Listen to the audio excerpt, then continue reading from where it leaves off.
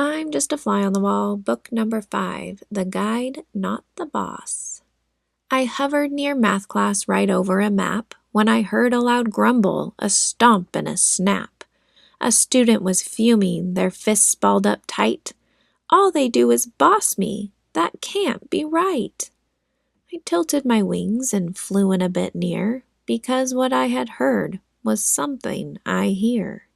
From classroom to hallway, that feeling is loud. I don't need a teacher.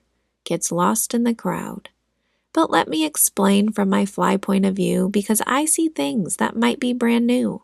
That teacher you're mad at for saying, "Sit still," is the same one who's trying to help you build a skill. They're not just in charge to control what you do, they're opening doors that could change life for you. They ask you to listen not to ruin your day, but to teach you the words that help you have a say. The books that they hand you, they hold secret keys, the land's full of questions and wide open seas. The numbers they show you, the stories they share, they're building a stairway to get you anywhere. They give you the tools, some quiet, some loud, to think for yourself, to stand out in a crowd. It may not feel easy, it might even sting, but inside the challenge is a powerful thing.